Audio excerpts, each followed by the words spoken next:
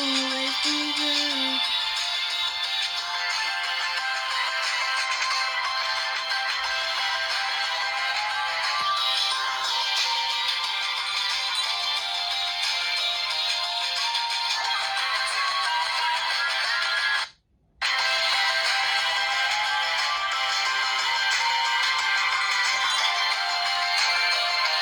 One, two, three.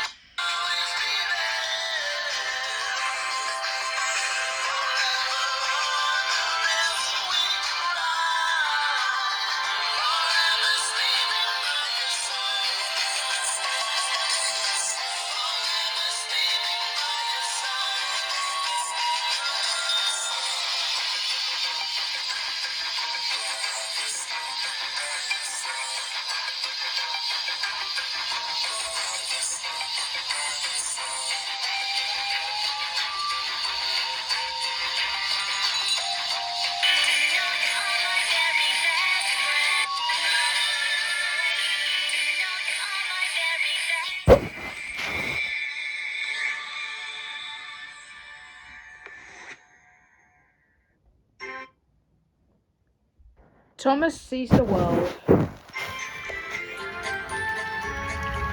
Thomas the Tank Engine is a happy blue steam engine who lives in the island of Sodor. He runs a branch line with Annie and Clarabelle, and there was nowhere apart from anywhere else Thomas would want to be. Well, apart from Equestria, because he likes to go see his pony friends. But these were just the 10 years of latest calculation.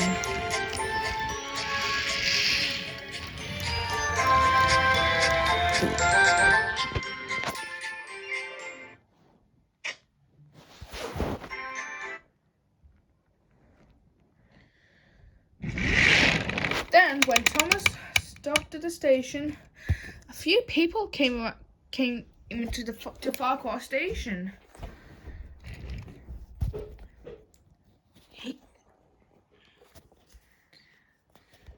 Hello there, you must be Thomas the Tank Engine.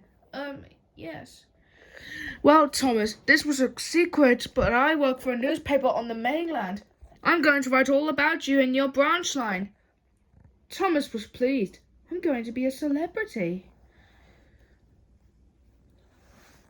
I spent 9 days on Sodor exploring the railways and scenery, but nowhere was more beautiful than the branch line of one smart-looking tank engine called Thomas. The locals say he knows everyone there and everyone knows him. My question is, why didn't I know about him? Sir Topham Hatt, his controller, is missing a golden opportunity to share his little engine with the world. Arnold, why can't we make toys of Thomas? Because we don't make toys, sir. Well, I think we should. Soon, Sir Tom had opened up a toy factory right outside the yard. The workmen worked hard. Everyone even took photos of Thomas anywhere they went. Thomas was confused. What's it for, sir? Oh, it's just a reference on some calculations if they're correct. Everyone worked hard to get everything done over anything else's calculation stuff.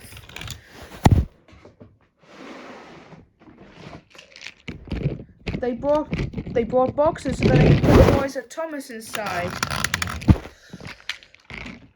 Or even they would shut them.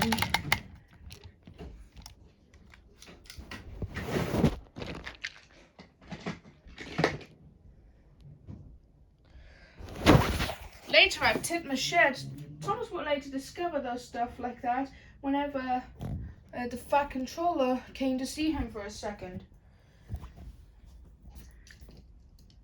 These toys are of you, Thomas. That doesn't look anything like me. Yeah, it's just a prototype.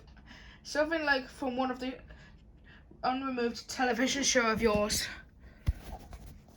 Thomas didn't quite understand why all of this was keeping up as he relaxed at the shed before another day's work.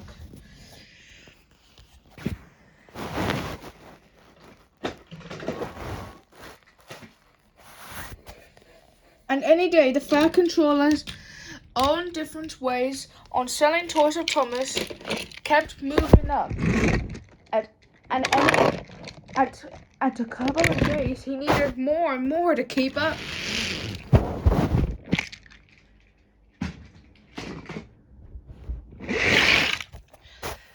Then later on, when Thomas was puffing into the Farquhar station, some incredible passengers were there and they took photos of Thomas. Who are all these people, sir? They're your fans of yours. They came all the way from Japan. Everyone from Japan adored Thomas. The Fat Controller didn't know that yet, but decided to have a replica of Thomas built for a railway there. He already knew that a toy factory became so busy that he just needed to make another one more to keep up. Unfortunately, all the engines were fed up with Thomas's intention. When do we get a turn? They would ask. Thomas said nothing and quite wished the attention would go to someone else.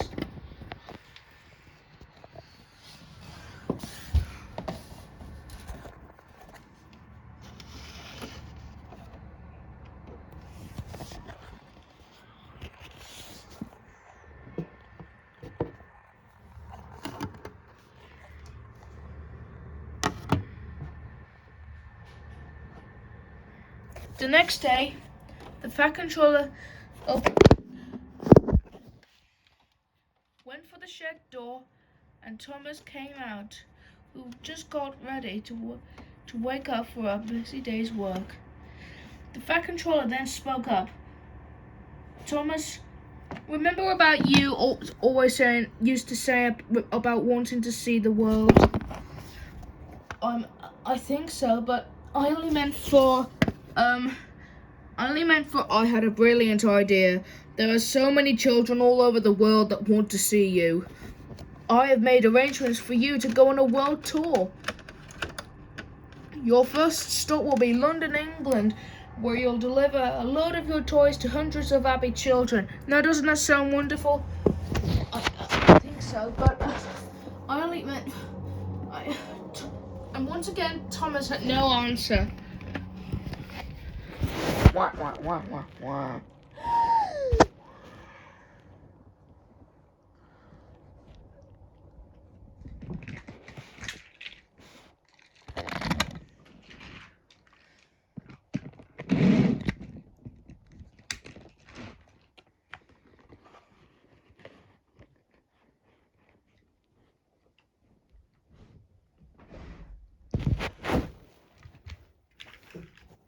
The next day was the day for Thomas to leave to London. His first train was full of his toys. Thomas couldn't help but feel depressed. His branch line had been left behind, as well as Annie and Clarabelle. "We're really going to miss you, Thomas," sobbed Annie and Clarabelle together. Once again, Thomas had no answers. Oh, dear.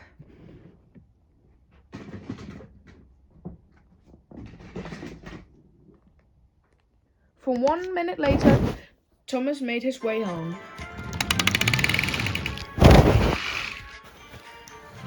The sun was shining as Thomas made his way to the mainland.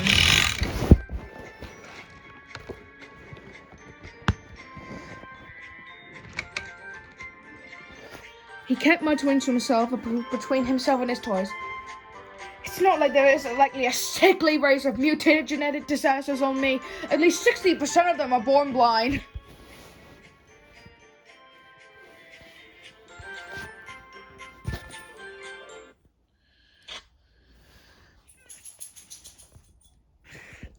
At the first station, a huge crowd of children had formed. There was a platform where Thomas had intended to end up, but he had never made it. The entire event had been planned so quickly, there was hardly any plan at all. The children were so excited because they were looking forward to seeing their favorite little train since they see him on television. Thomas arrived and tried to apply his brakes, but he had no sticky power left. Then there was trouble. He skidded past the platform. And then he demolished the buffers.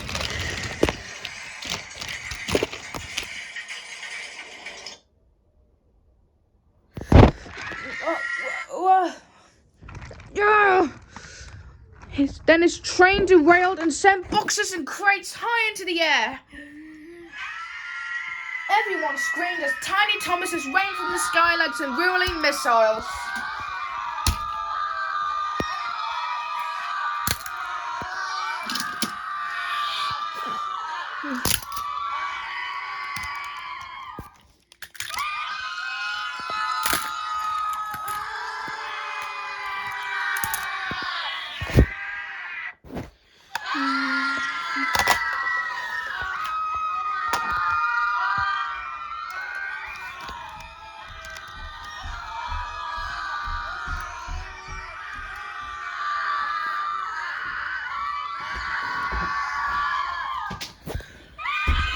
Thomas bumped me on the head, cried a little girl next to a shattered pile of blue plastic. The children didn't want to see Thomas anymore. Now they were scared of him.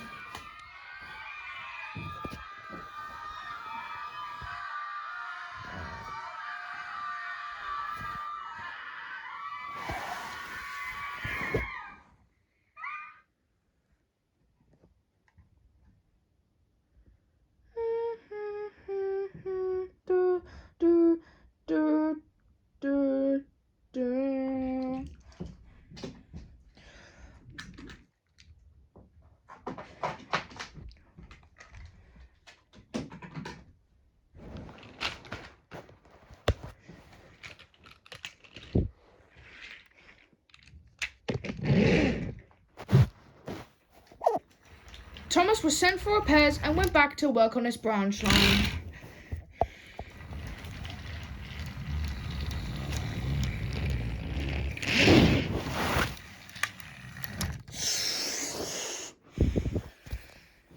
Are you getting on well, Thomas? Oh, I am, sir. Glad to be back where I belong. Really?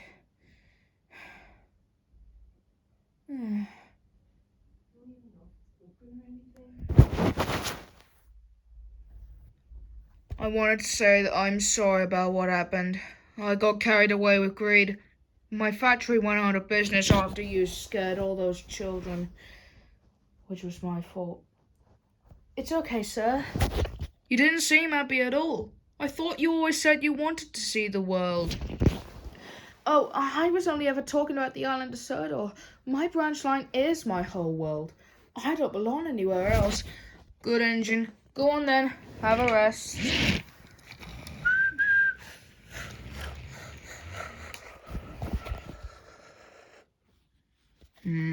I should probably get in touch with those folks in Japan.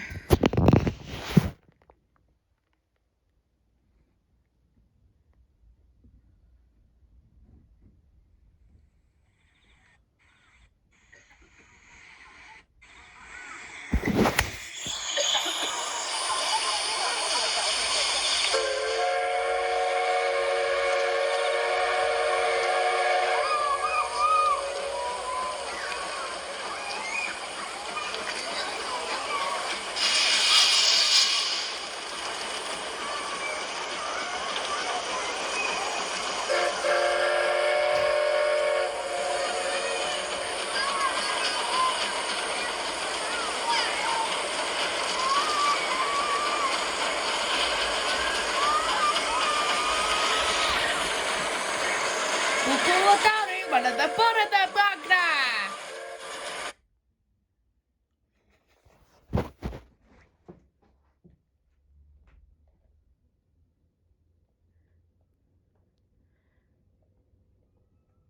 Well, as if all of you can tell, I just,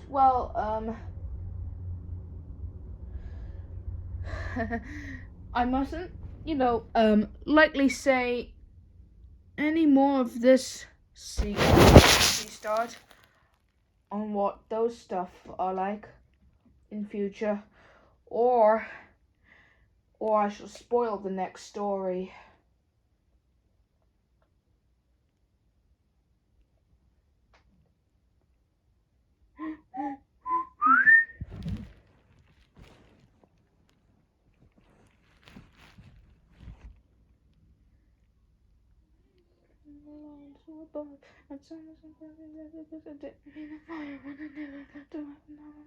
The power reminds with James. Reminds me of something by the Jackson Fire.